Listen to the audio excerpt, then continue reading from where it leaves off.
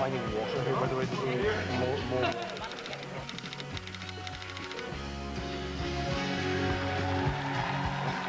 I'm fine. I'm absolutely fine. Yeah. You've never asked me that just before we started the show. I'm getting really nervous now. You all right there? Good evening, ladies and gentlemen, and welcome to the panel.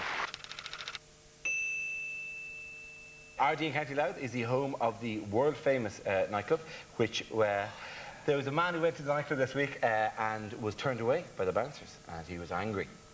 So he did what any man would do in that situation. He got a slurry tank and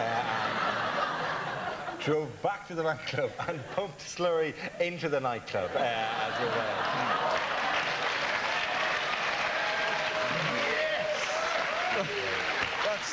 Now that is a drive-by. That's what you call a culty drive-by. Yeah. Turn her on! That brings out genuine culty envy in me. Yeah. Because in Dublin, all you can do is you get turned out, let's say, no. Oh, all right then. He's walking down the street, yeah, I could have taken him. I didn't want to go there anyway. Down the country, right. I'm gonna cover your gaffing shite. The people of Belmothers must be feeling quite lucky now to have just gotten away with a decent egg in them. Have you ever covered a nightclub in poo? What are you looking at me for? I'm the token culty, am I? That's it. Essentially, you're here as part of some government scheme.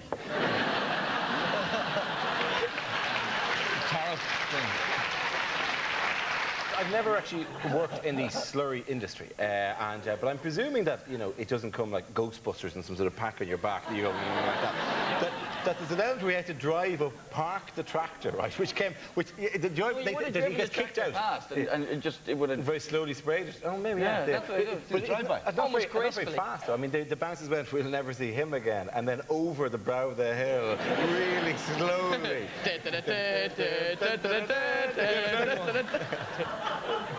I love this. Start the music again. I'm still not there. Is that? Come on. And it was just like and him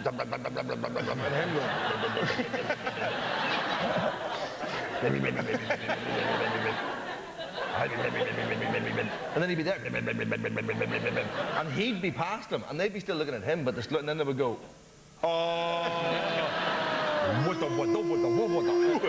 it's a genius, because then, you know, it's fantastic. They could chase after him, mind you, but that's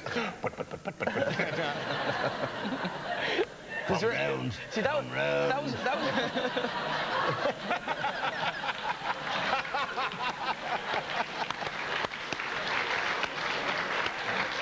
I was behind a guy like that today, and you know, when you see that sort of.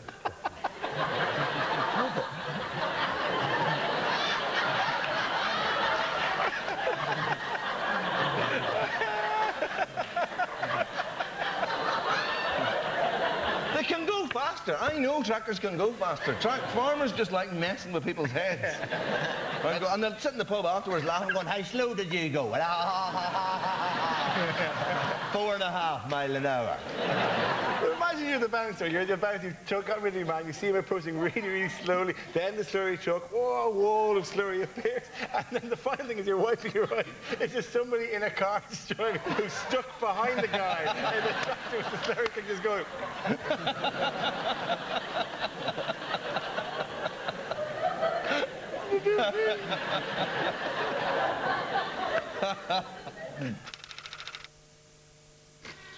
Kevin Myers got into some hassle during the week by using the word bastards to indicate the children of single-parent families.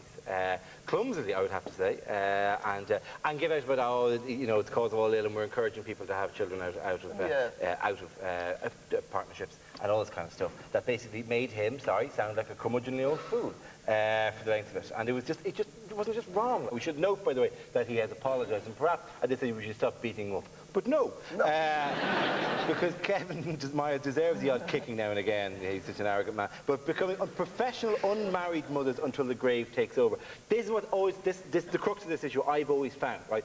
But is there any way that a woman of a young age would go, you know what, ding, ding, cash registers going off. You know, I'm going to get up the duff because that's it. I'm laughing from there on in, right? It's going to be easy street after that happens. Yeah, right? but that's 23 grand's pure profit. Is You there don't have any to way spend you it can get on in the mindset of nappies. somebody and presume that is what happens? Any way? I have to say, none of my peers in my younger days, or I presume now, would think that way. But I like the fact that a few weeks ago, Kevin Myers wrote a column, which wasn't so widely reported on, about apologies, in which he said, sorry isn't the hardest word, it's the easiest word. And that, you know, anyone can say sorry and nobody means it unless it's backed up with punishment and retribution. So I think that possible punishment,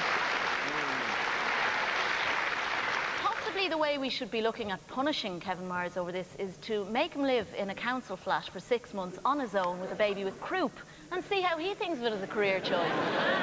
I think we should get him pregnant. I'm prepared to try. I am sick of people, middle-class, middle-aged men, mocking 15-year-old girls who just like a bit of shagging. Right? As the king of comedy, I will now pronounce on the issue. People are constantly going on in the newspapers about how teenage mothers are a drain on the economy. They are not. It is quite the exact opposite. They are economic gold. Allow me to continue. Please. Let me try and explain to you folks. All across the developed world, people are having less kids. More importantly, they're having them later. So when we're old and can't look after ourselves, there aren't going to be enough young people in the economy paying into the tax base. The worst is Italy. Italy presently has 55 million people. In 10 years' time, just through aging, that will be reduced to 40 million. The whole of Western Europe is screwed. Except for Ireland. Because we got slags.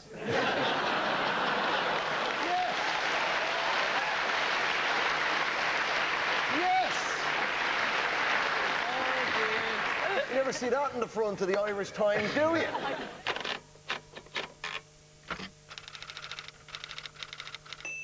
From Shu Wei Tung of Kilkenny, do we really deserve to be rated best quality of life in the world? Economist survey during the year, one of the big stories in Ireland during the year, that Shu Wei Tung, presumably, who's travelled the world a bit, you have to presume, or at least is aware of other cultures, do we really deserve to be rated best quality of life in the world? No, Why not? because we're corrupt. That's it. But hang on, corrupt doesn't mean bad quality of life. Often corrupt means really, really great quality of life. This is a country whose best recent invention is a folding attic staircase, right? That's not good. No, I just don't accept that at all. There's nothing corrupt about the styra, right? One of the finest pieces of almost Gaeilge, but not quite, tapped against.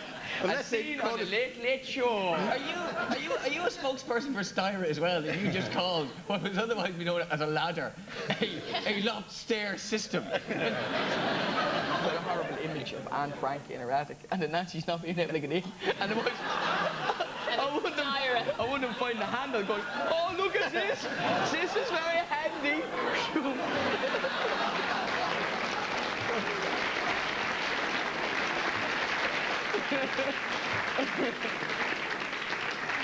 A, that's so not getting in, right? Come on. And B, I love the way the German was like some gay German from a musical. Oh, what is this?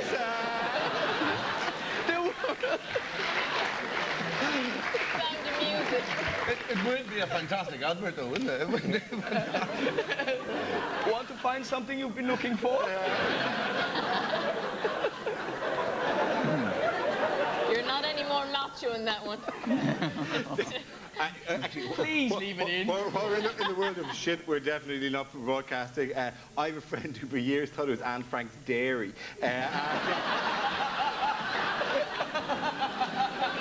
How didn't they hear the sound of the couch?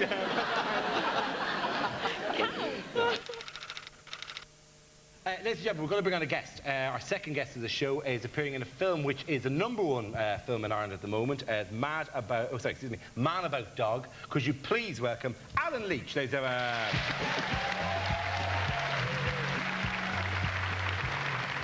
How are you, Alan? Sit down there. congratulations on the success of the film. Thanks very much. Very, very good. How much did it make in its first week? Do you know It anything? had over 200,000. Very, very Number good. one in the Irish box office, so go see it. Lovely stuff. And it is only the first week, so many people probably wouldn't have even seen it yet. Let's have a clip from Mad. Sorry, what? Okay, I'll do that again, because I keep getting the name right. It's Man About Dogs. Yeah. Is it? Yeah, okay, great. Sure, we'll do that again. Maybe it's only the first week. Probably no, not that many people have seen it, even though it's the #1 film. Yeah. I'd do it again, Dara. Yeah. Do you want me to walk back in? Go back out to the again. Yeah, go on. Yeah, go on. Yeah.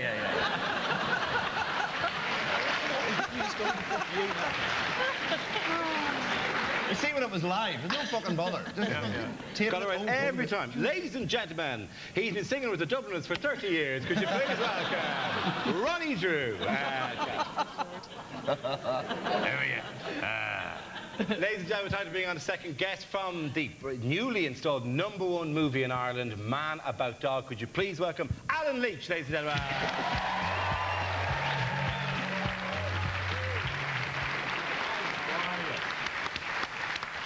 It's a pleasure to meet you again, Alan. Always would like to have you here. The #1 film in Ireland, but how much did it make in the first week? Over 200,000. Really? Yeah. Really, pretty impressive. Yes, very, very good. Every time I hear that figure, I go, wow. Okay. One person who won't be doing much priestly stuff is Neil Horan. The ex-father Neil Horan has finally been defrocked.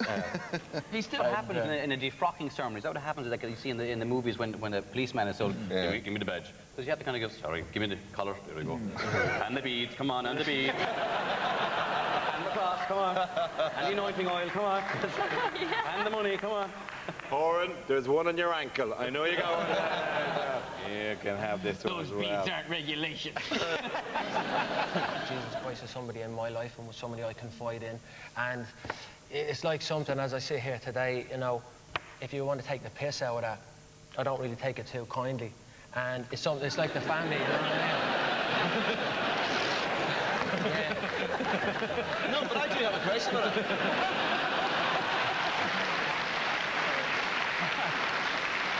As a religious person, would you take a slap for Jesus? do you know what I mean? Yeah, I was outed as a Jew at a jihad training camp, just near Gatwick Airport. I was with an Islamic fundamentalist called Omar Bakri Mohammed. Who claims, before September 11th, he was Osama's right-hand man. He always called himself Osama's man in Great Britain, right up until September the 12th. I saw that on the show that you did. And he was collecting money outside a shopping centre. And the only thing he could find to collect money in a money box, a large money box, after fighting against Western, capitalisation and all this, was a Coca-Cola. Yeah. So he was collecting money for the jihad in the symbol of America. And at the end, he took me to his jihad training camp, which turned out to be a scout hut in Crawley. And he said to all these jihad trainees, he said, look at me with John, who is a Jew. And they all went, And you didn't know that he knew the whole time? No, I felt I'd disguised it. So I said to, I was, consciously toning down my, humour, wit.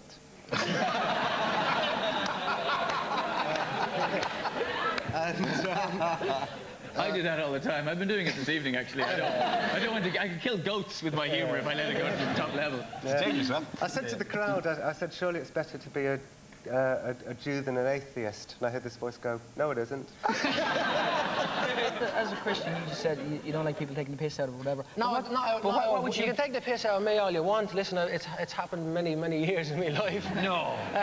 Frankly, but what it is, but when it comes to obviously Jesus Christ is something which is my life, and it's something which I'm very much for as such. If you're against it, you're against it. Keep your opinions to yourself. I don't want to bleeding now. All right. I see the anger. There was an altar boy in Downpatrick I'm from, and he forgot to bring the bell out onto the altar before Mass, and Mass was going on. And then he suddenly realised when it came to the bit, and he went, oh. And he's looking around, he's thinking, I could sneak back and get the bell. I can't, so he's there. And it comes to the hokey pokey bit, and he puts the hokey pokey bit. Yeah, and he does the jiggery pokery, and Alakazam, and he does that bit, you know, and he goes, you know, take us all abuse, and the wee lad panics, and so he's supposed to ring, so he just goes ding-a-ling-a-ling. It's brilliant. The priest just goes down and behind the altar like this, and all he sees that. Comes up, goes. But the worst thing is, the whole congregation now know, right? And they also know he's got another one to do. The priest is trying to keep a straight face. They broke the man.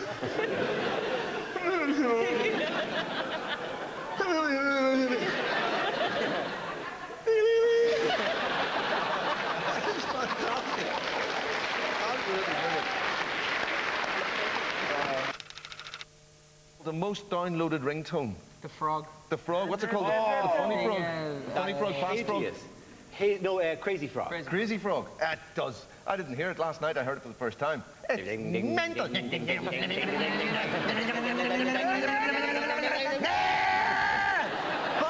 How are you supposed to take a serious phone call on that? You know what I mean? Hello? It's malignant.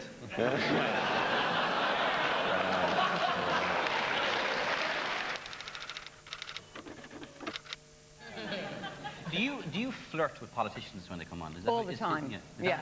That's what I do, really. You know, a big serious conversation with a politician. No, Alan, you wouldn't ask that. If there was a male, if John Bowman or Mark Little said, do you think you flirt with them? Yes. Flirting. Oh. I flirt with them. We flirt with the guests when they come out here. No, of course you don't flirt. He was all over Ronnie Drew a few minutes ago.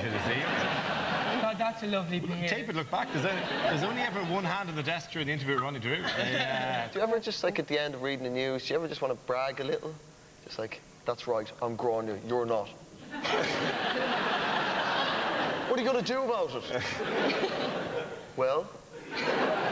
No, because I'm counting to time. I have to get out on 0. I have to say goodbye out of there. Do you ever need a wee when you're in there? No. I'm a professional. I'd have a wee before I get into the studio and then tell the world I need a wee. That's what I'm talking about. See? You have to get out on 0. I'm Grainne and you're not.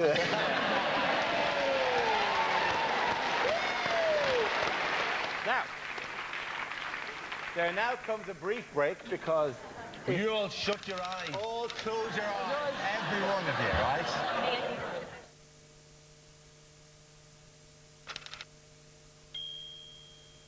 Various stories in the newspaper during the week. Buies apparently about to shut. Rents in Grafton Street have gone up to the roof. They were the 5th most expensive in the world. Are we disappointed by the shutting of Buies? The CEO came out with a brilliant one. He said it was like a death in the family. Losing the cafes was like a death in the family, which is a bit kind of over the top. Like, it's not as granny or anything like that.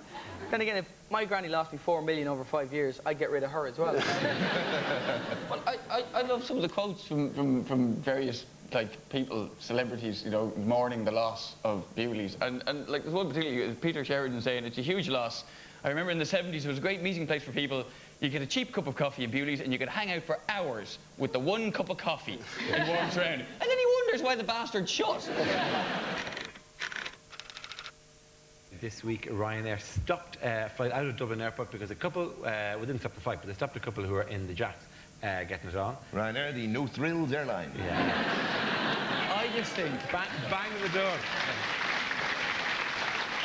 About 10 years ago, I wrote a book called, co-wrote a book called Dear John, the John McKay letters, which was send up letters to famous people and replies we got back. And now, some of them are brilliant. 10 years on. In the Michael Nugent letters here. There's one from that you wrote to Ryanair. That's right. That's in the current one, Absurdly Yours, which is a sort of follow-up to that. I wrote to Ryanair. Michael O'Leary, who of course is very conscious of cost saving on his airlines, and I wrote as a student who was writing a thesis on economics and ergonomics in the aviation industry, and I said I had this idea to save money, which is you have your airplanes without seats and you'll fit more people in. And to cut a long story short, I got a reply back from him that I was able to use a quote from him in my thesis, and I misinterpreted his reply completely to believe that I thought that I was entering into a joint venture partnership with him, manufacturing airplanes with no seats. And at this stage, he's desperately trying to get rid of me, you know, because I'm being very persistent but polite. And ultimately, I wrote to him saying, I'll be calling around to the airport next Wednesday at 9 o'clock. I'll be bringing with me a 12-foot scale model of the interior of an airplane with no seats, which is actually just a tube. I mean, it doesn't really mean anything. and I can hang around all day until you're free to see me. And I had letter by return of post. You know, regretfully, we are not interested in your concept. Furthermore, not only are we not taking seats out of airplanes, we're adding in more comfortable seats. Yeah, that happens. Whatever. Ryanair, I decided to extend their services this week. In the last while... What, they're going to the airport?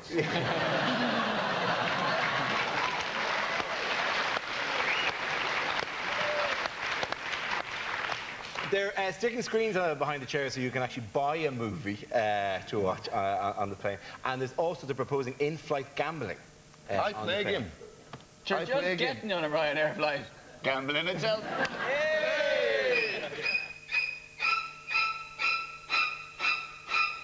There's killer ladybirds.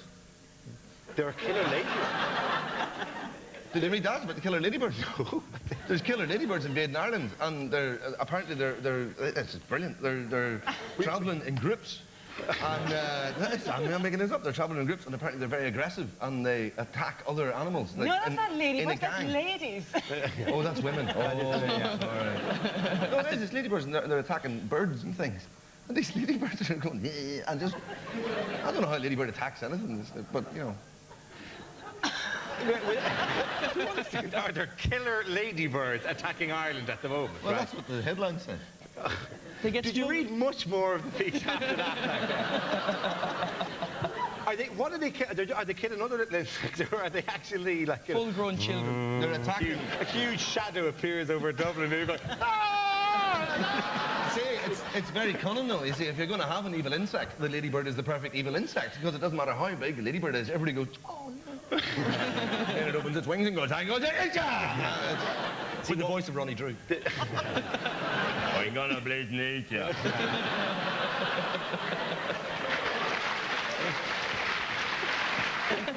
didn't read much in Slurry.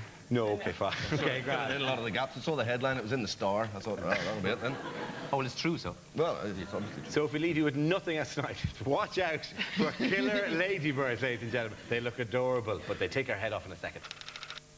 Obviously, we've had people ringing in going, please, how imminent is the attack by the giant ladybirds? What should we look out for? Colin, what is it that you think that people should be keeping an eye out for like that?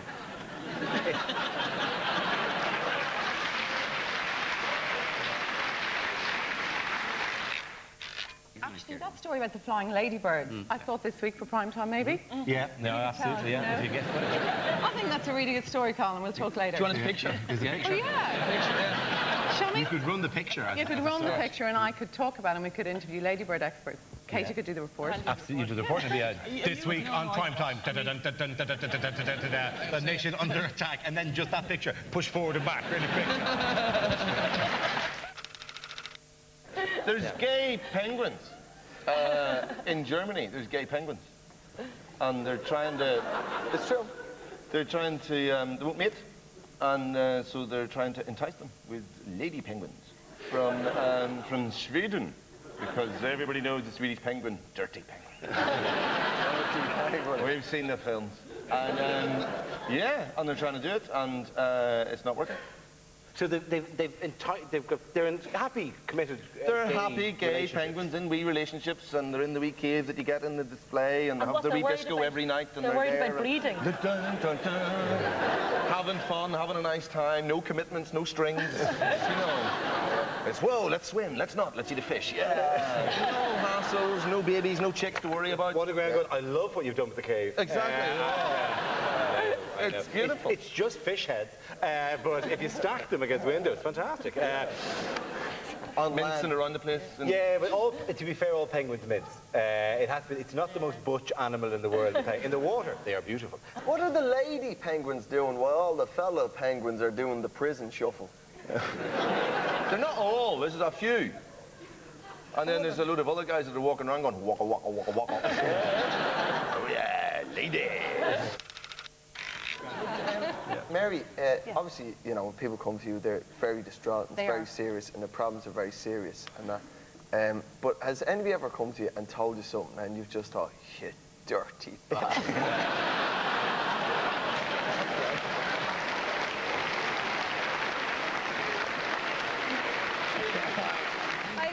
Hope. There are bizarre fetishes. I saw one the other day. Tickling is a big thing. I have seen my other incarnation in the other show that I do. We've done tickling videos and things, and people that are just turned on by tickling. Yeah. And you can buy videos of it for other people that are into tickling. And they can sit and watch these tickling videos. And they're really sweet. They're really nice. I don't find that like a fetish. Yeah. What I can't understand is people do, you know, going to the toilet on top of people, and I can't. I genuinely can't get it. Just didn't sound right coming from you, Mary. Only because I knew my granny was watching. What about people that burn down thatched cottages for a fetish? And stand downwind and get the smell of the cottage, and it's just, you're like...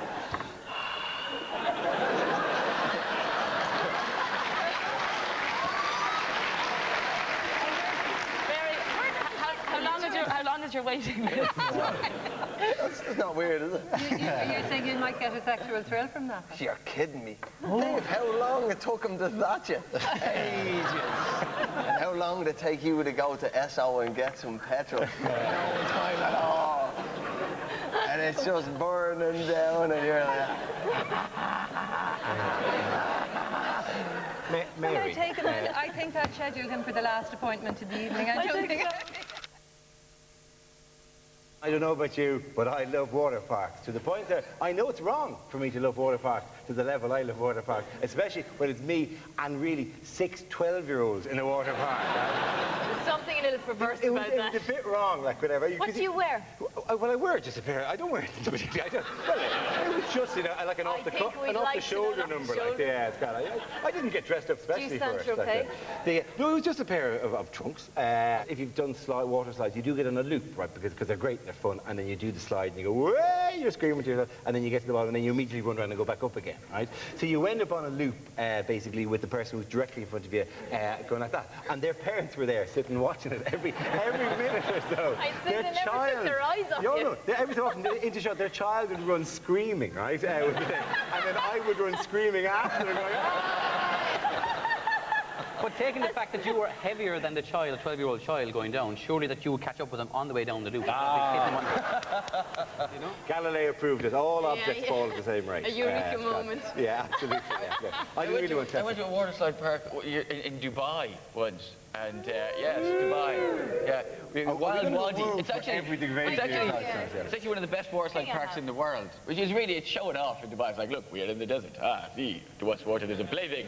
But I don't know. I mean, I don't want to slag people's religion around like that. But I had great fun in this water slide park, and you know, each to their own and everything. But you've not lived until you've seen a woman dressed head to toe in black cloth with just an icelet sitting in a rubber ring in a water park. It's the funniest thing you've ever seen. You know when she gets to heaven, she better be right. She doesn't want to get to heaven finding out the Jews are right all along. She said, what? It's at a water slide park, head to toe in black cloth. You're joking me. I've got tanned eyelids. I can't believe it. Jesus. All right, she wouldn't say Jesus, but you know what I mean. I think I could definitely satisfy a penguin. An emperor? Oh, they're the toughest lovers in the animal kingdom, penguins. I would start off by simply stroking its feathers. Then I would suggest, why don't we take a dip? And she would swim around me, and I would just do the, you know, paddle. But she'd be, obviously that, she'd be like swooping, you know, and whatnot. And then I'd offer some fish, and then from there, bish, bash, bosh. It's really basically the way you deal with women, but just slightly modified for a penguin scenario. You know, you've been called the sleazeball, and the insider's insider, and all the rest of it. You have been called the man in the know and the inside. I haven't got my opinion, I'm just saying what you have been called. Isn't the reason that, you know... Who called me a sleazeball? David Mallow. I rest my case. He was a dirty bastard. What was printed about him completely untrue. The Chelsea strip if I'm showing up, I don't know, did you do the interview? Because I didn't, Antonia de Sancha did, and that's what she said. I don't think showing up sleazy people makes me sleazy. I didn't say that you were sleazy. No, I said you said other people say it. Yeah, yes, it's a nice way of you hiding behind what other people say. I'm not hiding behind anything. Okay, well, if you think I'm sleazy, you say I'm sleazy. I was about Don't hide behind them. If you let me finish, I was about to say you have been told this. Yeah, I have been, yeah. Yes. Yeah. Isn't the real reason why you're so successful is that you have managed to be so clean yourself? So clean myself? Yes, in terms of society, in terms of keeping free of scandals, that you're perceived as being almost, well, a kind of, you know, a whiter than white person in yourself, but that you shield other people. You met Bryan Adams and you said he's very handsome. Yeah, he is. Does he not have huge pockmarks all over his face? He looks very crater-faced to me. Somehow that doesn't detract from his charisma at all. He is right, so he's sexy. Yeah, but yeah, he's very attractive. He looks like he can serve dips in the craters on his face. Yeah. Dip nachos in him, you know. Seriously, he's really... It's a little past remarkable considering your shirt.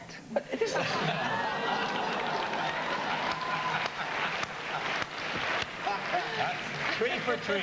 Caroline hated you, Ryan hated you, and now Juliet hated you. This is all because you've made various presumptions. I'm not married and I don't smoke. I'm not particularly shocked by foreplay or by lesbianism or by atheism. And I think you protest too much. I'm sure they believe which of those do you think I am shocked by? As a matter of interest. Well, I get bored halfway through your lesson. Okay, fine. No. I'm actually. The weird thing is. If anything, I'm trying to save you fighting a fight you don't have to fight with us, to be honest. This is a generation that we've inherited the work that you've done. I'm not sure to what extent we need to be... You're so cool, baby. But geez, if we're not at this stage... Do you ever watch your own show? I do indeed. Yeah. And do you not sit there embarrassed at how feverish you boys get? Woohoo, sex. And I think... I failed. None of us are 17 anymore, right? We don't actually get feverish about sex, right? You do? No, I don't, for God's sake. Okay, Grant, you do.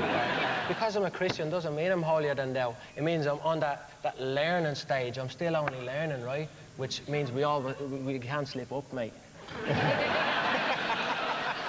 How are you anyway, you new post-Provo, new face of Sinn Féin? How are you enjoying?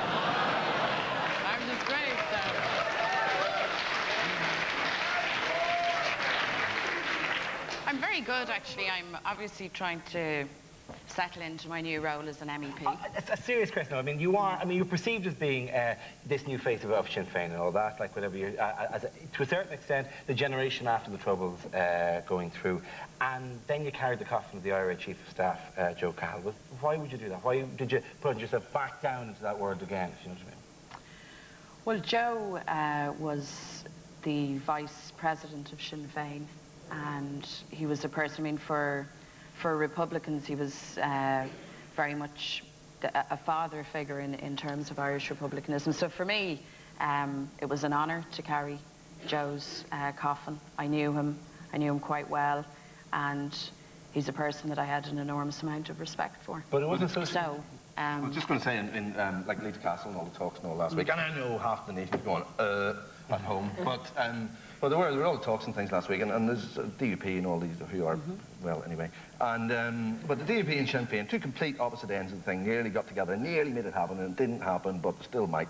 But the Unionists have big problems with Sinn Féin, because they always, like a DUP, are fond of saying, you know, Sinn Féin, IRA. And you really don't do yourselves any favours, to be perfectly honest with you. Because I was looking last night on the Sinn Féin website, and on the online store on the website, the stuff you could buy was slightly, you know, it really doesn't do you any favours at all.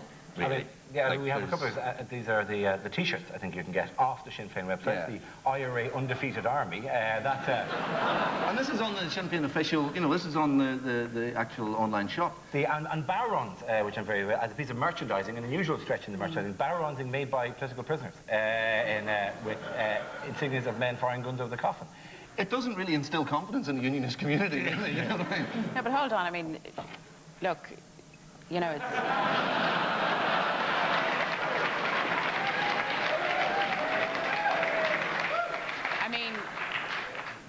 That merchandise may not be to your taste, sir. You know, it's not. If you're trying to imply I'm part of the unionist community, I'm not. No, I'm not. You know, I'm not implying that at all. Look, at the end of the day, I mean, we're coming out of a situation. The reality is that we're coming out of a very long period of conflict. That's the reality of it. We all know. Yeah. Kieran Delaney, 18 from Beaumont. Who would win in a fight between Dara and Ed or Colin? Me. Okay. I think so. Unless I tickled you. Then I'd win. No, you wouldn't. No, let's not even think of doing that. Go on, back off, all right? Back off.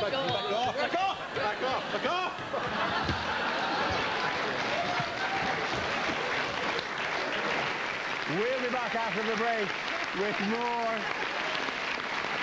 more of the panel.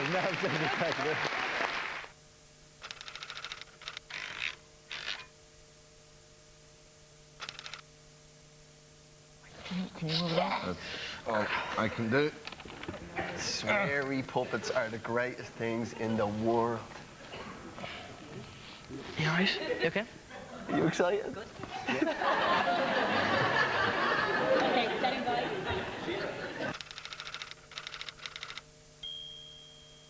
You know, there's a cool thing to do.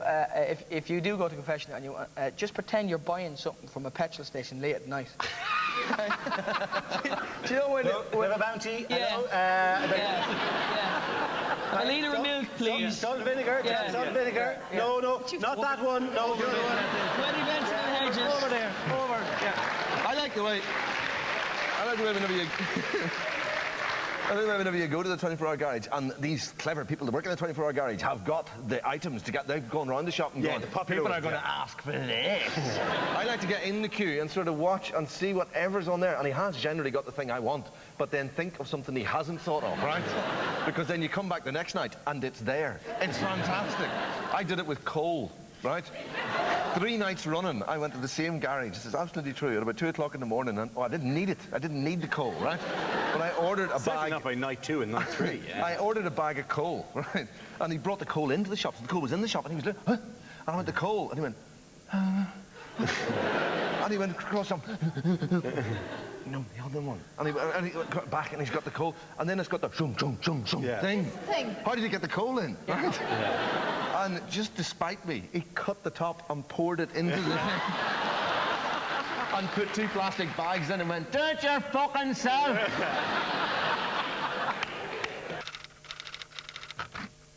I've been broken into before, not me personally, my house. Earlier it was an act of love.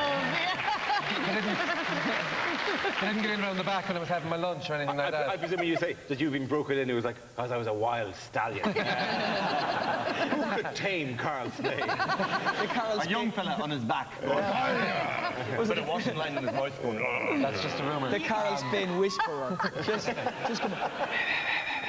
They came back the following day. I was on the phone to a comedian telling him my house got broken into, going, yeah, there were little knackers actually in like urban scumbags, not gypsies.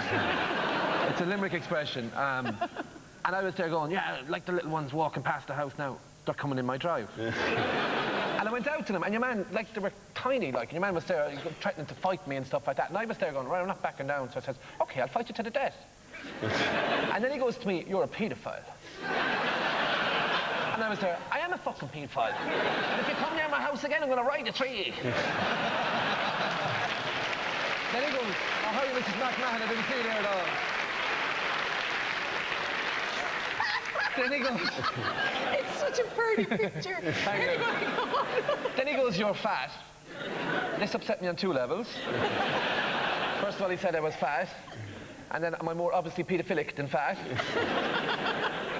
And I used the line, it's an old heckle put down, you probably heard, it's not my line, it's an English comedian line's gone around for years. I said, yeah, the reason I'm so fat is every time I shagged your mother, she gave me a biscuit. They didn't laugh. They didn't laugh, and I said to myself, ooh, tough crowd. Eventually, I went into the police. I'd taken a picture of him in my camera phone. That's why he called me a paedophile. I went into the police. And Super Cop comes in, and waited for an hour and a half for this cop, and he recognised him, and I was there going, house broken into yesterday, blah, blah, this guy's come back, they were coming in the drive, and I said, all right. I said, do you recognise the guy? And he goes, oh yeah, he's a burglar. And he described the other 2 guys that were with him, and I asked him, right, what can we do? And his response was, exactly.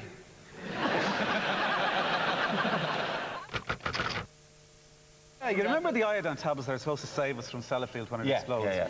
Well, I wrote... We're supposed to hold it up, I think, and hide behind it. Yeah. Which, in fact, are actually now out of date. Yeah, I wrote to Micheál Martin saying that when they arrived in our house, I said, my elderly mother is a little bit paranoid, and she insisted on taking one just in case the day that they arrived. And I foolishly told her that she had to take one every day or she'd grow an extra head. And I finally convinced her to be okay just once a week. But now our iodine tablets ran out, so I started borrowing iodine tablets from all our neighbours and my workmates. And all of my neighbours now call me Dr. Glow in the Dark. But the entire neighbourhood and my workplace have now run out of iodine tablets, so I desperately need somewhere to bulk buy iodine tablets. And the reply I got back, perfectly serious if bizarre reply, was, your mother shouldn't be taking these tablets, obviously, they're only for use in this. But we can't help you source them, but we would suggest that you contact a pharmacist to arrange a placebo that would satisfy your mother's concerns. And not the slightest concern that an entire community is without these precious iodine tablets. You have to do all these sorts of tests, and there's like the hearing tests and stuff, and I had to bring both of the wee kids to, and they go to, you know, the district sort of health visitor, and they do these hearing tests. These strange women in their 50s, right? They're standing around, bah! What? Bah! Is it just a nun going, bah! The legendary test for children, for those, and this really splits a generation, right? If you have an image in your head, right, of a nun standing next to a child going, bah! Bah! Bah! While the deaf child goes, sorry, what? If you don't remember that, you're too, oh God almighty, you're too young. It was an ad for Rubella, it ran for years. It wasn't an ad for Rubella. Okay, true, it was an ad for Rubella. It's great, your kids will never be disturbed while they're sleeping. Wasn't that? This kills her. The rest of you, sorry, at home, we'll be with you in a minute, right? But the rest of you not remember the nun going, bah. Do you not? No! Jeez.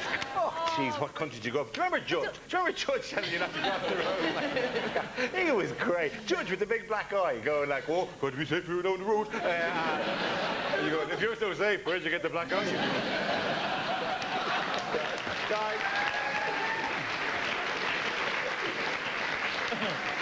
That'll so be edited out, by the way. Remember, it was all the sort of health awareness videos. There's so many of them. They were so funny. You just get the impression that Ireland in the 70s, we were all intensely stupid people. And we had to be told, don't stick your hand in the fire, for Jesus' sake. Stop sticking your hand in the fire. You're always with the hand and the fire, right? Oh, and the series of ads for don't eat sandwiches more than an hour before you go into the water. Huge thing. There was a brilliant beach safety one in the 70s. It was just fantastic. This family going to the beach, and it's obviously fucking freezing. It's just obviously the weather's shit. And this family all there in their Speedos. You know, and the dad, 70s dad, in his little Speedo there like that. One of the things he says, he's like, shaking his head at the kids, no, go in, you've just eaten, and all this. And one of the things is, if there's no signs or flags on the beach, then you know whether it's safe to swim. Go and ask someone who's local. And you just see this dad jogging up in his Speedos to some bloke in an Aaron jumper and a big woolly hat fixing his fishing net.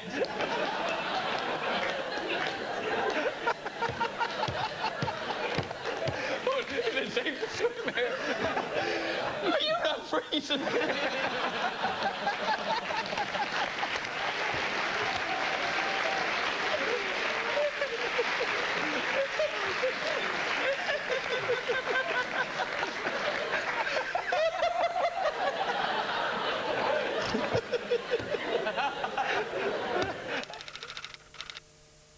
A bit intimidating outside, you know, because we're frozen to death. Yes. There's a little small coloured monitor.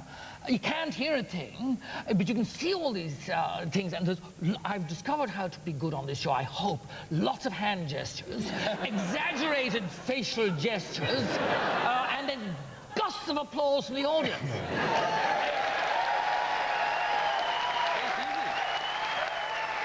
I've decided what it is. It's heterosexuality discovers camp.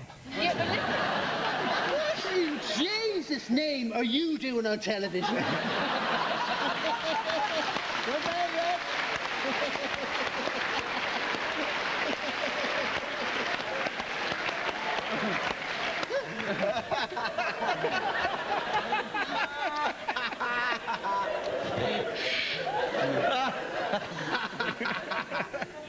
That's a little harsh, isn't it? You feckin' 4-foot fanny head. That's what he is. They have him on television, Podge. I know. That's very mean. It's a bit hard. No, come on, 4-foot fanny head. No, How tall are you? How tall are you two? He's 4 foot between you. Ah, there he is. Ted Byrne coming in there at the last minute. Coming in at the last minute with a little... It took him 5 minutes to come up with that little... hey, Ted, how tall are you? I'm 5'9". Yeah, you're a 5'9" fanny head. That's what you are. It works on everyone.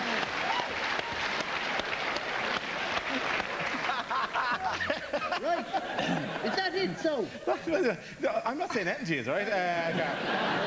Stop it. I want to ask you a question. Come on, ask me a question. What do you think of Bosco?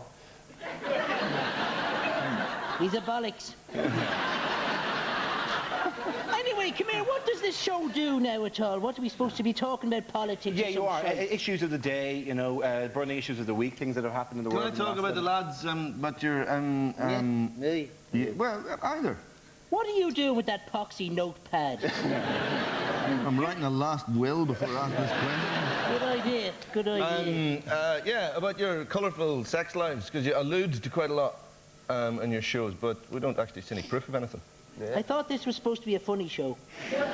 If you can't face the tough questions, lads, come on. Right? I know, I was going to know exactly. I was going to talk about... If we really get up to what we say we get up to. Yeah. Who does the more riding of the pair of you? Who's better with the ladies? Yeah. Is it you, Rog, or is it you, Podge?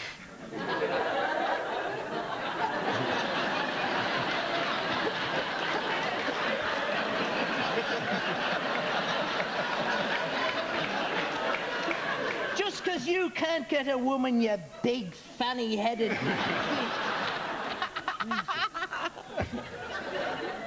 reality show ponce, that's what you are. No more, no less. Answer the question. Who does the more riding? Who gets the more... Who gets the more women? Who gets the more offers? More to the point. Yeah. I suppose you would. I suppose I would. Well, that's because I don't have a hard paw on me Mickey like he does. No, he had an affair with a red setter. It all ended tragically. They say their red setters are highly strung, but I have to say, God, she took her time. But did she get there eventually? Oh, she did. Oh, God. Jeez, you gotta get it where you can, girlfriend. You know what I'm saying? That's true. Roger's done it with all manner of animals. Which would be the best? Let me see, well, I've got me website, of course, up and running now at the moment. That's right. www.mankybitches.com. That's what it is. What's your favourite chat-up line? Favourite chat-up line? Eat this.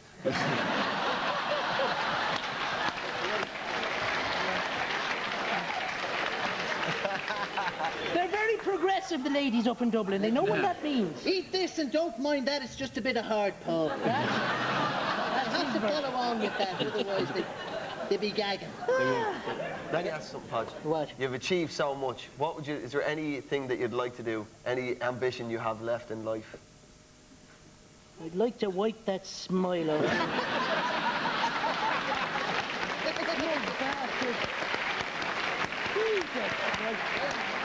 that the best you can come up with?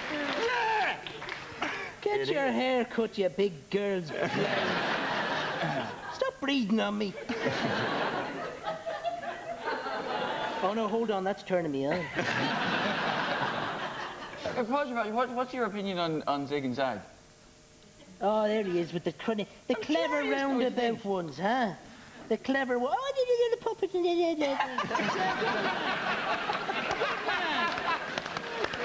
yeah, good man. You scored a point. Well done.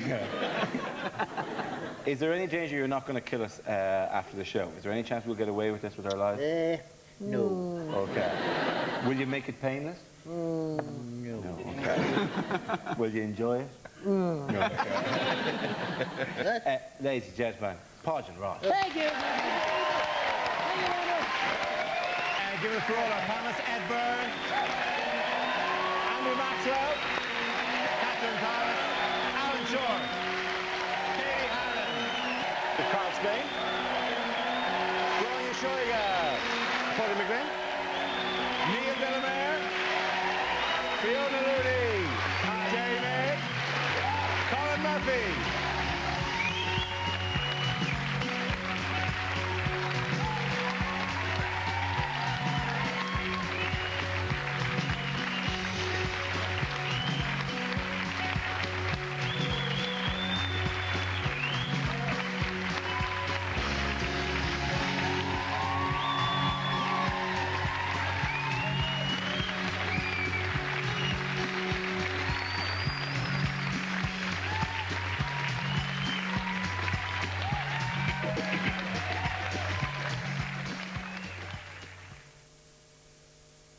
There's killer lobsters. What? There's killer lobsters. Giant lobster. There's a giant lobster, right? It's one. It's huge. Every week you try to come up with some other killer animal, right? There's loads of them this week. There's giant lobsters. There's a killer hippo. There's a kangaroo. Killer kangaroo. Yeah. There's, well, it hasn't killed yet, but I know it will. I know it will.